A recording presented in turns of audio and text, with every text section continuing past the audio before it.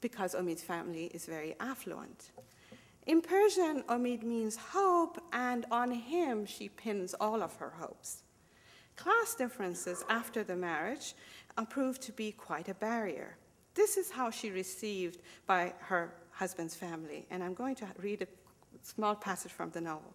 It's true that the Arbabs are Jews, but that's where the similarities end between them and Bahar's family. Mr. Arbab's wealth makes him a person who deserves to be admired and envied. His wife's life of comfort makes it inevitable that she would have nothing but disdain for Bahar's mother. Look at this woman. She probably isn't so old, but she looks decades older than I. Her skin is cracked like the desert floor, and she obviously hasn't heard of hair dye, or she would have done something about that gray hair. I'm always very self-conscious when I read that. It's people like her who give Jews a bad name. Not for them, no thanks, these trappings of ghetto life. Now, living with the Arbabs introduces Bahar to a whole new set of internalized taboos. So while she can and must dress like a fashionable and modern woman, she cannot go to school. Instead of gaining access to higher education and her dream of becoming a teacher, Bahar enters a circle of women preoccupied with the latest fashions and interminable dinner parties, looking good. The city's elite, she discovers, flaunt their wealth, mimic Western norms, but continue to see women as extensions of their husbands.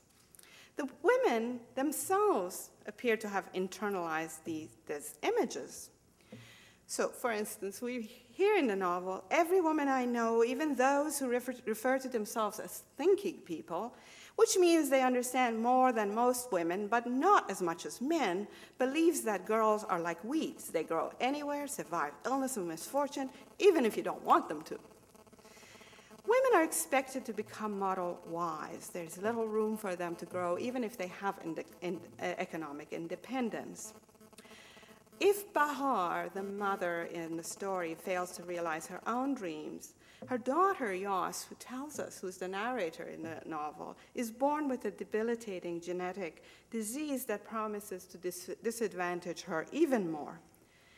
Bearing the dual mark of her mother's class and then the genetic shortcomings, she tries in vain to balance and act as an intermediary between her parents in their faltering marriage.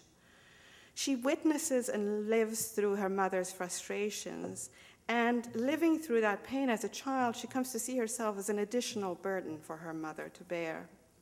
Now, if sadness hangs over the lives of the mother and daughter, there are moments of defiance and resilience in other female characters' lives in this novel. These other women don't necessarily fit in the elite classes, and they tend to sit on the margins of society. There is, for instance, a character, the tango dancer, who, I quote from the novel, every afternoon at the hour of sleep, opens all the windows and plays her wild, breathless music on a giant gramophone, till she has awakened every soul on the Alley of the Champions and June Street. And then we also have a Kurdish servant, a woman named Ruby, who has, I quote, the presumptuous manners and ear-splitting laugh of a rebel who has, by sheer resolve, made a life for herself in Tehran, end of quote. Well, this is just to give you a sense of the overview of the novel, and now, without further ado, I'd like to turn it to Gina so she can tell us about her own vision. Oh my God. Thank you. Oh, you climbed for room. I was doing that for Nassim. Hi, thank you so much for coming out. I know it's wet and windy and the lights are off on Wilshire and all that, so I really appreciate you being here. And thank you, Nassim June, so much, and thank you, Bahar, for being here, and Jordan and Sherry and the board of the Levantine Cultural Center. And then I can start thanking my relatives one by one, but I'll stop right here. Okay, so what do we say? Let me just tell you a couple of things about the origins of the book, and then I'm going to read opening pages, 2 pages from the beginning, and then Bahar is going to do the great honors. I think, for me, probably for many writers, but for me certainly, every novel starts with a question. It's a question that I have that I need to resolve for myself in my own life. And that becomes the basis, the core of the story. And in order to figure out the answer, I have to write the story. I don't know what the answer will be until I've written the book, 300 times. And by the time I get to the end of it, finally I discover what the answer is. The question that launched this particular book was the issue of loss. How do you deal with the kind of loss that you can't overcome or deny or forget about or leave behind? I grew up in Iran. I lived in Iran until I was 13 and left Iran before the revolution, many years before the revolution. But I think everything that happens to a person happens in the first 5 or 6 years probably. And so even though I've lived in this country for 30 years, I think I have certain Iranian sensibilities that are very difficult to shed. And one of them has been the way in which I deal with challenges and difficulties in life. And the contrast between that and the American way of doing things. Bahar and I were talking the other night, and I was saying, this is the land of making lemonade out of lemon. This is the land of, this is, I think, the only country in the world that has life, liberty, and the pursuit of happiness in its constitution. I can't imagine any other country having a constitution where the pursuit of happiness is an actual God-given right. And I think those of you who have lived in Iran, who lived in Iran long enough, will recognize there's a very big difference between that and the Eastern sensibility, the traditional, people from traditional societies. We've had a longer history. And perhaps, as one of the characters says in the book at some point, perhaps we mourn more and we cry about things more over there because we have more to cry about. I don't know. But I certainly know that what I learned growing up in Iran was that tragedy becomes part of a person's identity. In many ways, your losses define what the person is. And I certainly know that it's not something that you can overcome or leave behind. It haunts you, not just the person that something has happened to, but also your descendants, your children. And I think, even in LA, when we talk about people, like my daughter, she's here tonight, I love her. She'll ask me about a friend, and in 3 seconds I find myself telling the whole story, and usually there's a lot of bad things that have happened to the grandparents and this and that, and it all pours out all at once, as if something that happened 100 years ago is still relevant to this person here in LA. And so that was the question. I found myself living in the country of making lemonade and not knowing quite how you would do that. And so I created this character, Yas. She's a young girl in this Jewish family that Nasrin talked about so kindly. And her family's fallen apart, her parents' marriage is fallen apart. But more importantly, she begins to discover during the novel that she's losing her hearing. And so the story is about how she deals with this loss and how her family deals with the loss. And in many ways also it's a cultural exploration. She keeps referring to the way Americans do things and the way Iranians do, because we were all very conscious back then. I think America cast a very long shadow over Iran for many years. And so we were conscious of at least what we thought, how we thought things were done in the United States and how people think. Some of which we admired and some of which we were puzzled about. So there is this back and forth about the two ways of doing things and thinking about things. Anyway, I'll read to you the very opening pages. This is Yas herself, the daughter, speaking. Noisy pages. She's 16 years old, a young woman in a city with blue mountains. She's walking to school with her books in her arms. She has on a faded gray uniform, a pale lipstick that she's had to hide from her parents and put on only after she's left the house.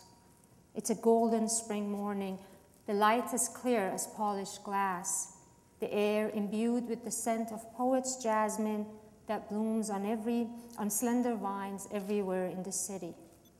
The sun is just rising behind the tall maple trees that line both sides of the avenue of the departed, creating a gallery of light and shadows where the girl's image is by turns eclipsed and illuminated and eclipsed again, until she turns the corner onto the square of the Pearl Cannon and emerges into a sea of brightness.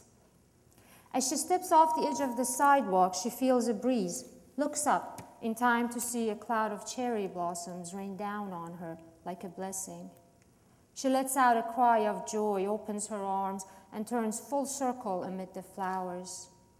Her books fall to the ground, and her papers fly into moving traffic, but she's laughing because she knows this is a good omen, a sign from the heavens that her luck has turned for the better. Any moment now, she thinks, Providence will sweep toward her with a flap of his giant wings, land on her shoulder, and transform her life. Once upon a time, in a land of miracles. When she looks down again, she's standing inches away from the shiny bumper of a car. A dark, angry man in a chauffeur's cap and uniform is leaning out the window and yelling that she should look where she's going, get herself killed under someone else's car if she wants, just don't mess up his tires. He doesn't frighten the girl at all. From where she's standing, she can see her own image reflected in the tinted black windshield. See the flowers that have been caught in her hair, in the folds of her skirt, on top of her books that lie around her feet. The driver is still livid. Hurry up and get off the road. You're blocking the boss. People have work to do. But instead of moving out of the way, the girl leans closer, peers through the glass at the passenger in the back seat.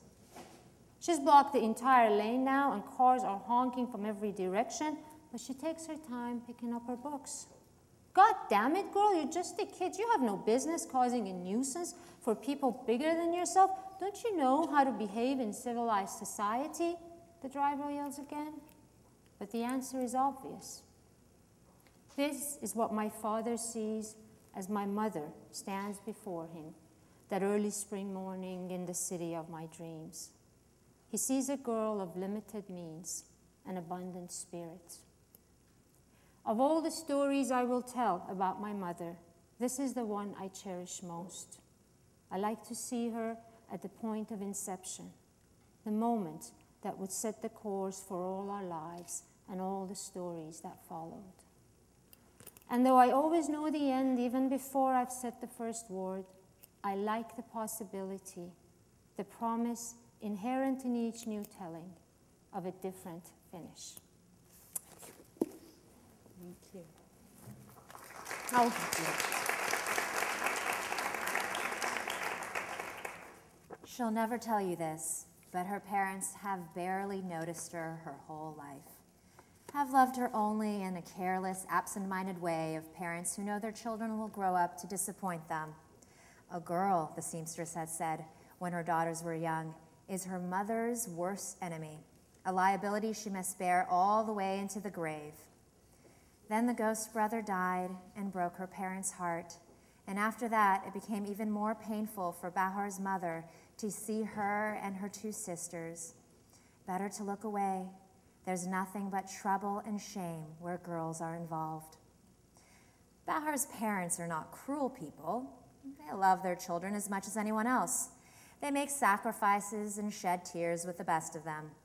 But they also know the reality of things, want their daughter to know it as well. No point in pretending otherwise.